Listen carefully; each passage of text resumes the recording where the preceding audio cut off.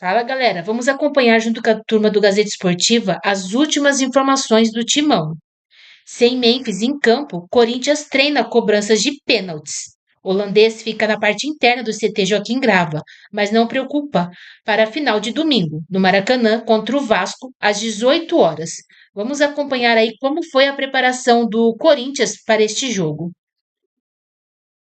Começar falando, é claro, da grande final da Copa do Brasil. Vamos fazer o primeiro contato direto com o repórter Alexandre Silvestre, que está lá no Parque São Jorge. Muito boa noite, Silver. Bem-vindo aqui ao Gazeta Esportivo. E conta pra gente como é que tá essa preparação do Corinthians para o duelo contra o Vasco lá no Maracanã. Tudo bem, Marina? Boa tarde, boa noite, amigos, amigas, inimigos e simpatizantes que estão tabelando com a gente aqui no Gazeta Esportiva.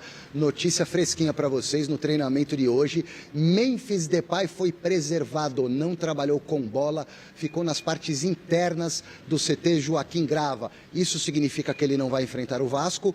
Não, muito pelo contrário, ele deve ser titular contra o Vasco da Gama no domingo. Há um procedimento de preservar o Memphis Depay e de outros jogadores também, mas no caso do Memphis Depay, isso já se repetiu antes mesmo do primeiro jogo da decisão da Copa do Brasil. Dorival Júnior, depois do 0-0 com o Vasco na Neoquímica, chegou a confessar na entrevista coletiva que o Memphis não havia participado com bola dos dois treinamentos que antecederam ao primeiro jogo da final. Para domingo, o Memphis deve ser escalado como titular, assim como o trio Gin.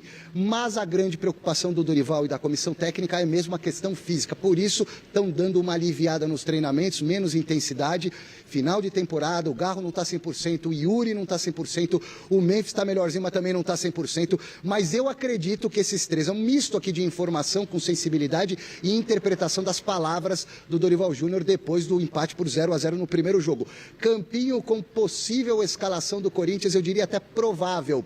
Me parece que o Martínez vai rodar, vai perder a vaga no time e o Maicon volta. Mas vamos lá então. A defesa não tem erro, é Hugo Souza no gol, Mateuzinho de lateral direito, André Ramalho e Gustavo Henrique no miolo de zaga, Matheus Bidu fechando a linha de 4 pela esquerda. Meio campo com o Raniel mantido na cabeça de área, é o que eu acredito. A volta do Maicon para ajudar na marcação e na saída de bola, que é muito importante. O Bidon com mais perna, o Garro com mais cérebro e na frente Memphis Depay e Yuri Alberto. Ficam de sobreaviso o Vitinho para de repente entrar no decorrer do jogo ou até mesmo, o que eu acho pouco provável, começar jogando na vaga do Yuri Alberto, que vem aí se recuperando de um problema de pubis e de dor na virilha, assim como o Carrilho, que poderia ser uma espécie de terceiro volante para fechar a marcação do meio campo de início. Mas eu ainda aposto as minhas fichas nessa escalação que mostrei para vocês no Campinho. Volto a qualquer momento com mais informações do Coringão, às vésperas da grande final da Copa do Brasil. Muito obrigada, Silver, por essas primeiras informações. E aí eu vou trazer a discussão aqui para vocês, então, sobre essa possível escalação do Corinthians, sobre preservar a Memphis Depay do treinamento. Nessa altura do campeonato, gente, faltando no final ali, agora é muito mais realmente fazer ali como é que se diz? Fazer um... Eles chamam de pijama training. É, tipo isso, né? Você vai meio que dosando ali, né? O Muricy, acho que foi o Muricy, não tinha um cara ser justo. Hã? Luxemburgo, alguém né, inventou essa expressão. Boa noite para todo mundo que está nos acompanhando nessa sexta-feira aqui no Gazeta Esportiva, mais uma vez. Só quero acrescentar algumas informações em cima do que o Alexandre Silvestre comentou ali, inclusive eu falava sobre isso com o Silvestre na redação. A única dúvida que me parece, pelas informações, não é nem muita opinião, isso aqui é mais informação, Carrilho ou Maicon. Martínez aparentemente vai realmente perder a vaga. Carrilho e Maicon são os principais candidatos para essa vaga do Martínez, tá? O Martínez ganhou aquela posição muito pelo que ele fez no primeiro semestre naquele setor, só que ele não está conseguindo desempenhar o mesmo futebol dele do primeiro semestre, foi muito mal contra o Vasco na primeira partida, por isso deve perder a vaga. Inclusive o Dorival Júnior foi bastante questionado por isso. O problema o Carrilho era esse jogador, mas o Carrilho sem bola não tem entregado o que já entregou. E entrou muito mal no segundo tempo também. O Maicon, não é que ele tenha entrado bem, mas o histórico recente do Maicon também não é o histórico lá de trás. O histórico recente, diferentemente do Martínez, é bom. O Maicon, nos últimos jogos, fez bons jogos pelo Corinthians, à exceção desse segundo tempo contra o Vasco. E é por isso que o Maicon é o favorito, mas não se surpreendam se ali apareceu o Carrilho. Nos demais, deve ser exatamente ali o que o Silvestre apresentou pra gente, com muita pressão para cima do Triugin. Triugin, muito questionado no primeiro jogo aqui na Neoquímica Arena, principalmente o Yuri Alberto, bastante questionado, porque aí o Yuri Alberto também não se trata desse último jogo, vem numa má fase muito grande, e agora é hora deles darem uma resposta. E aí tá, para mim, a esperança do corintianos. O Alex, até para passar a bola aqui para o Alex, o Corinthians fez uma das suas piores partidas nesse primeiro jogo da final, e o Dorival Júnior, que para mim faz um bom trabalho esse ano, também teve a pior atuação dele, Dorival Júnior, no comando do Corinthians.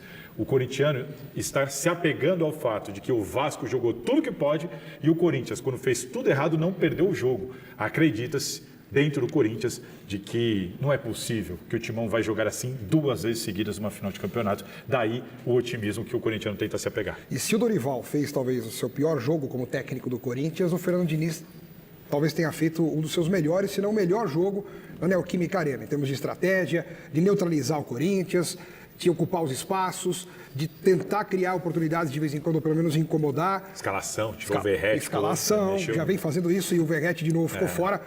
Então o Vasco, ele soube encaixar com o time do Corinthians e prevaleceu em cima do Corinthians, mesmo na Neoquímica Arena. O que não tem sido algo tão estranho assim, em se tratando de Copa do Brasil principalmente, que é o nosso caso, porque o Corinthians tem jogado muito melhor fora de casa do que dentro na Copa do Brasil, ao contrário do que a gente estava acostumado a ver ao longo dos tempos, né? O Corinthians sempre teve no seu estádio uma das suas principais armas, até quando o time não correspondia, a torcida sempre empurrou o time para cima do adversário. O Corinthians sempre foi favorito jogando em casa e vai continuar sendo, claro, mas é um recortezinho da Copa do Brasil. Contra o Palmeiras foi assim, no Allianz Parque ele jogou muito melhor. Contra o Cruzeiro, gente, sim, a classificação do Corinthians foi obtida no Mineirão. Perfeito. Né? E levou para os pênaltis, enfim, em casa perdendo o jogo, não conseguiu jogar bem. Contra o Vasco de novo não jogou bem. Então é mais uma esperança para o corintiano, que em casa não jogou bem, mas no Maracanã pode jogar melhor. Aliás, tem que jogar melhor, porque senão perde o título da Copa do Brasil. Né? E Yuri, você falou do Triugin, eu queria me ater ao Yuri Alberto, cara. Porque o Yuri Alberto hoje, ele me faz lembrar muito o Rony no Palmeiras, que começou muito mal, a torcida queria escorraçar o Rony, de repente o Abel conseguiu arrumar uma posiçãozinha ali de centroavante, tudo, começou a desembestar, a fazer gol, é o atual artilheiro do Palmeiras na história da Libertadores, mas foi por um período. Depois o Rony caiu vertiginosamente de produção, até o Palmeiras não... O Yuri Alberto já viveu exatamente isso, só que ele já viveu isso algumas vezes no Corinthians. Então, mas então ele vive uma gangorra, isso que eu ia falar. Cara, é isso que eu ia falar. Eu até ia citar a montanha-russa. Eu ia falar, o Yuri Alberto do Corinthians é uma montanha-russa. E hoje ele tá lá embaixo na montanha-russa. Ele tem ótimos momentos e momentos muito ruins, só que essa oscilação que me chama a atenção do Yuri Alberto, como ela acontece em períodos curtos de tempo, às vezes uma mesma temporada ele passa 3 vezes por essa situação. Você fala, cara, é incrível. Hoje ele tá numa fase tenebrosa. O que eu queria ver até com o Alex, o que você acha é, até que ponto, o Dorival foi questionado, ele falou assim, vocês, cita na imprensa, desistem dos jogadores muito fácil. Né? Eu até entendo, o técnico pode desistir assim, mas assim, falta um jogo para acabar o ano. E aí? E ele tem sido salvo. Nessa aí você pode perder um título. O vexame do Yuri seria maior se ele não tivesse sendo salvo por lances de impedimento e que ele perde o gol, mas estava impedido, então não conta. Mas esse mesmo contra o Vasco. Contra o Vitória lá impedido. Contra o Vitória. Então lances de impedimento em que ele perde um gol incrível. Pênalti, que aí ganhou nos pênaltis, mas ele perdeu. Também. Então a fase dele realmente não ajuda. Não tá rolando, né? Mas também não dá para tirar do time, porque não tem reserva. Então, mas não dá, o Guinegão não estava correspondendo. Pois é, mas o Dorival desistiu. E é isso que eu não entendo. Exatamente, vai desistir de um, mas vai desistir do Guinegão, que estava entregando. Futebol não é momento. Cadê a coerência, Dorival? Duro. Para você ver, né? E essa discussão está acontecendo com os torcedores nas redes sociais também, alguns falando, não, tem que insistir, deixa o Yuri lá, outros pedindo saída, pedindo para entrar o Guinegão, enfim. E você aí de casa tem alguma dúvida sobre qual é a nossa enquete do dia? Não, né? Olha lá. Quem vai ser o grande campeão da Copa do Brasil no domingo? Corinthians ou Vasco? Participe entrando no site gazetesportiva.com, deixando o seu voto. Claro, comente também aí no nosso YouTube /Gazeta Esportiva, que eu sei que tem um monte de gente aí também falando com a gente, assistindo o programa. E aí, na opinião de vocês, eu também vou já partir para o palpitômetro. Opa! Porque daí vocês vão dar o palpite de vocês já com aqui para o portal, para o outro lado, porque eu quero chamar novamente o Alexandre Silvestre, que está voltando aqui na tela com a gente, com mais informações de Corinthians. Silvia, o que mais se apurou para a gente sobre o Corinthians, sobre a final contra o Vasco? Vai dar o terceiro palpite, né? Quer ver? Não, eu não vou mudar mais, não. Não mudo mais, Salazar. É 0-0 e Vasco nos pênaltis.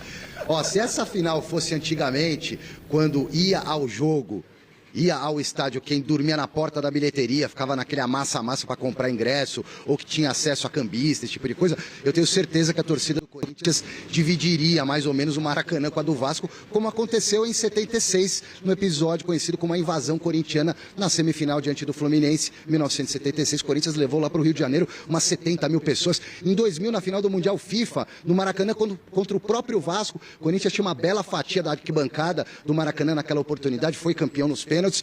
E isso para não falar 2012. Mundial FIFA lá no Japão. O Corinthians levou 30, 40 mil pessoas para Tóquio, um negócio impressionante.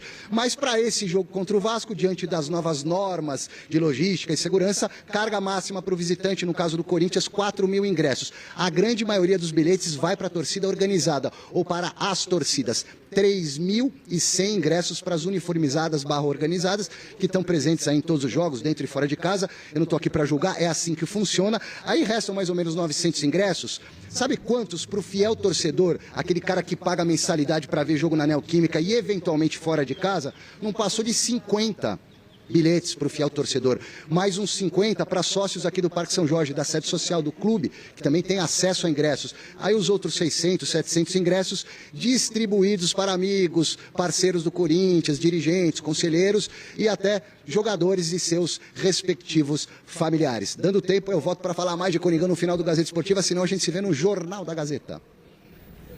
Tá bom, Silver, já a gente te chama por aí.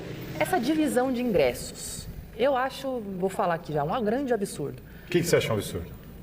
Ter tão pouco ingresso para quem o ano inteiro paga fiel torcedor, no caso é o fiel torcedor, mas assim, organizadas não, acho que tem que realmente é quem empurra sempre o time ali. Mas o fiel torcedor, quem tá ali pagando sua mensalidade em dia, etc e tal, vai aos jogos. 50 ingressos? A grande questão aí, para mim, é a seguinte. É claro que ia ter confusão, ia dar problema, porque é o jogo que todo mundo quer ir. Sim. Tem jogo que ninguém quer ir, ou alguns querem ir. Esse é o jogo que todo mundo quer ir.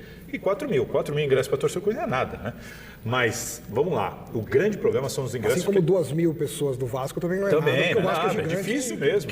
Muitos vascaínos vieram para São Paulo para só acompanhar o quantos time. corintianos ficaram de fora do primeiro jogo dentro da Neoquímica Arena? É difícil, cara. Comprar ingresso para a final, o estádio não cabe todo mundo e é isso.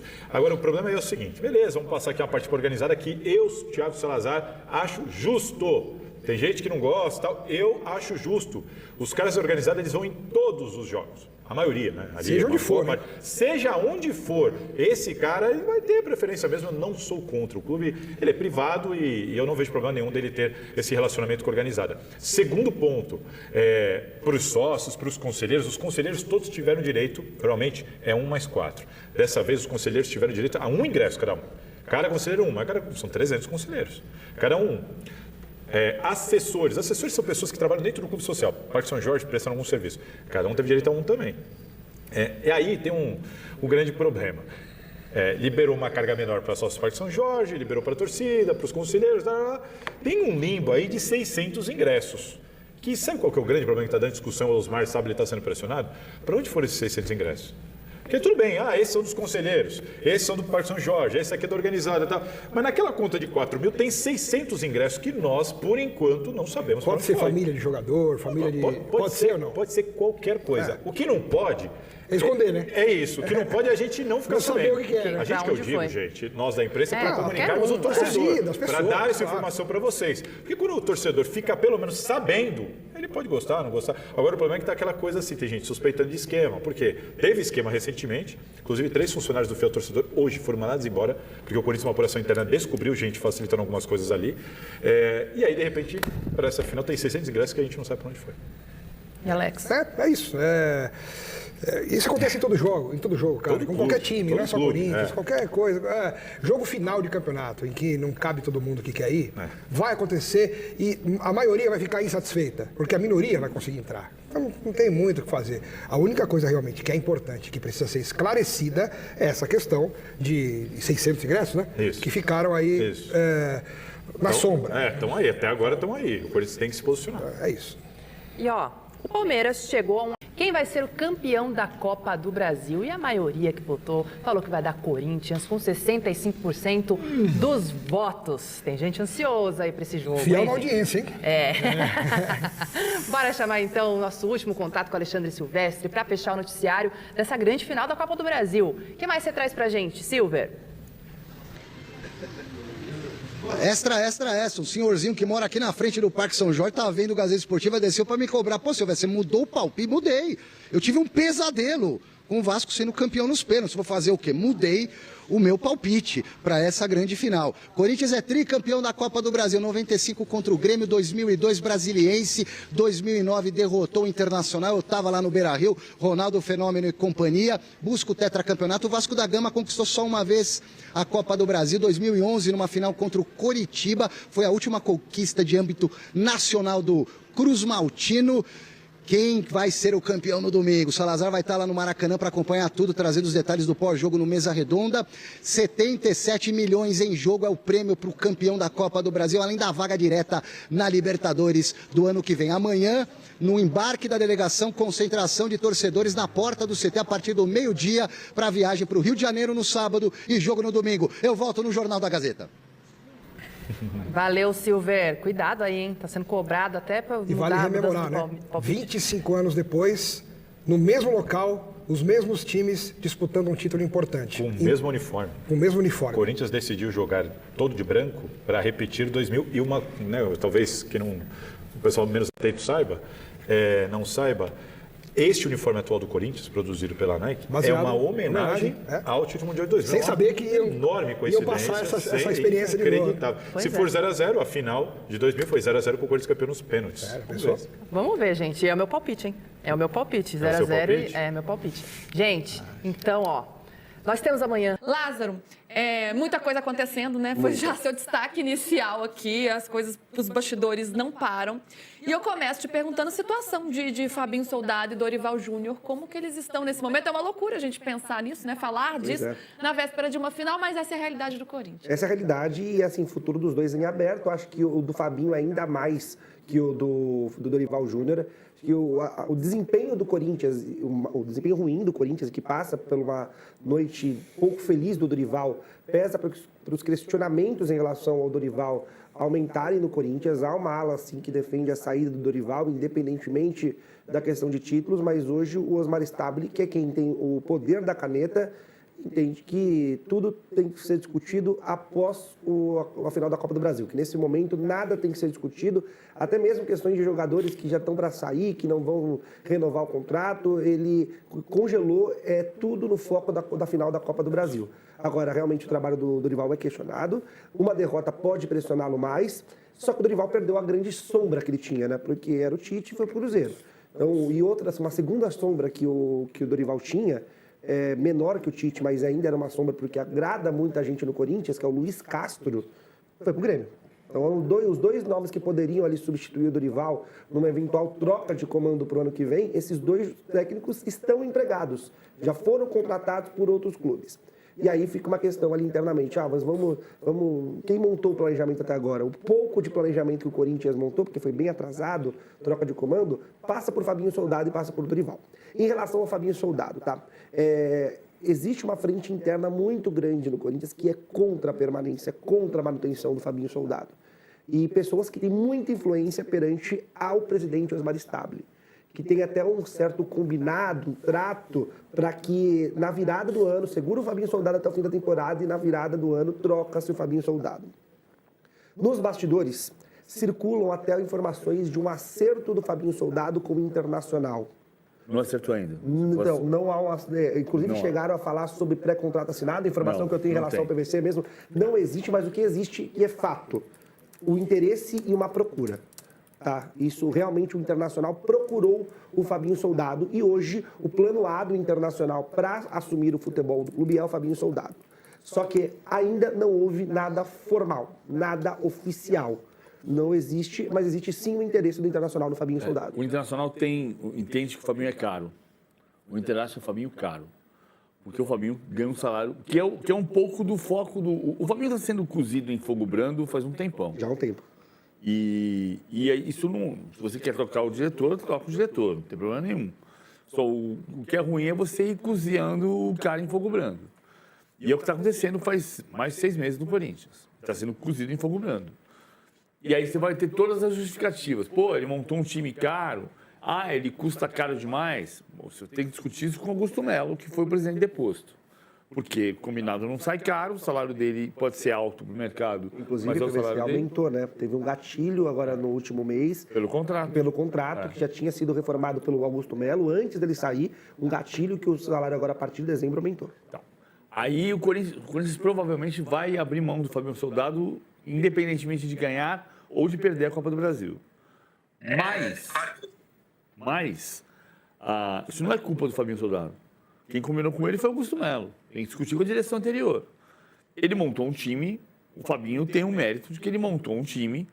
O Corinthians precisava voltar a ser campeão depois da maior seca de títulos pós-Basílio, pós-gol do Basílio, e voltou a ser campeão e está um jogo de ser campeão de novo.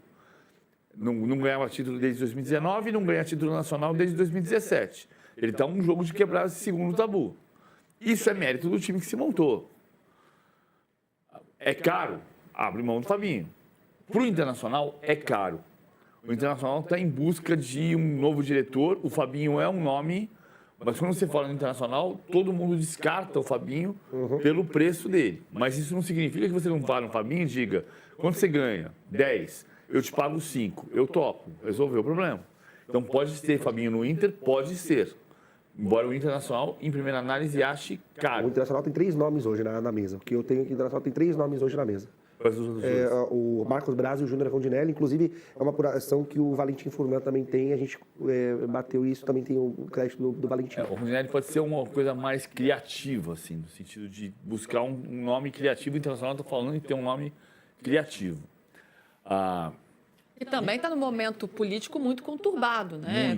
Com o Alessandro Barcelos, presidente, sendo bastante questionado. Não é, nesse momento, 2 clubes muito estáveis, né? Para qualquer profissional trabalhar. E no caso do Fabinho, isso se inclui. E o André Mazzucco, que foi demitido do Internacional pelas questões políticas, é um nome de mercado que pode ser bom para o Corinthians se você tiver, por exemplo, o Fran Papaiordano como diretor. Que é uma tendência. Porque o Fran Papaiordano, do cozimento em fogo brando do Fabinho, o Fran Papaiordano foi no sorteio do Campeonato Paulista da Federação Paulista, no Pacaembu, e foi no feminino também. E o Fabinho sabe disso. Então, ou seja, você está fritando em fogo brando e está todo mundo vendo o fogo aceso. Inclusive, na PVC, no sorteio, né, do Campeonato Paulista dos Potes, houve ali um clima até bastante frio entre o Fran Papaiordani e o Fabinho Soldado. E aí o Fran muito próximo ao Stabile e o Fabinho mais isolado no outro lado. Foi até um pouco surpreendente ele aparecer no sorteio, né? Não sei se surpreendente, mas foi um indício de como ele estava ganhando uma posição de destaque ali no futebol do Corinthians. E quando foi perguntado, o Osmar Stabile disse, não, ele é convidado do presidente da Federação Paulista, mas no feminino ele também foi. Então tem uma aproximação. Só que o Fran pode ser o dono do futebol do ano que vem, mas pode ter um diretor executivo. E aí uma possibilidade é o André Mazzucco, que saiu do Internacional e que pode ser um preço mais barato do que o Fabinho. Então, isso tudo está no caminho. Agora, esse cozimento em fogo brando que a gente está falando aqui, tem um viés político, né? Isso é evidente.